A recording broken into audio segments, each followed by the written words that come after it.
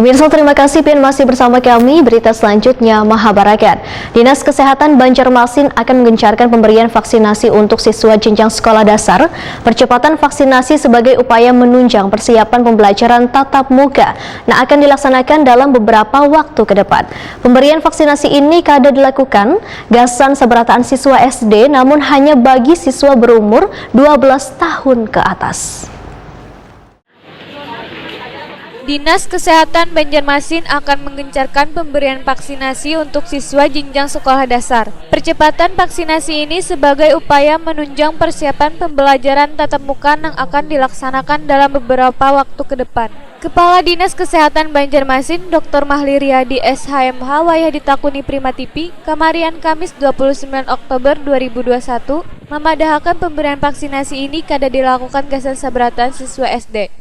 Namun hanya bagi siswa berumur 12 tahun ke atas. Jikapun nantinya didapati peserta didik tingkat SD kelas 6 atau kelas 1 SMP yang umurnya masih di bawah 12 tahun, maka kada diperkenankan mengikuti vaksinasi. Karena sesuai anjuran pemerintah, vaksinasi hanya diberikan kepada mereka yang berumur 12 tahun ke atas. 12 tahun tuh ada yang masih di kelas 6, ada juga yang 12 tahun tuh yang SMP kelas 1. Berarti sudah tuh. Betul loh. Bukan sudah sejak dulu memang, bukan baru kemarin. 12 tahun itu. Iya nah, 12 sampai 17. Iya, Cuman ada yang seragamnya merah. Waktu itu ada yang biru gitu loh. Yang merah itu SD.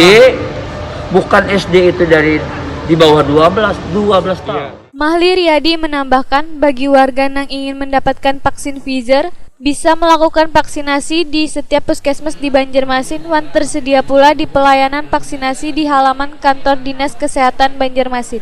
Warga pun bisa langsung datang ke pelayanan kesehatan terdekat untuk melakukan vaksin Pfizer tersebut.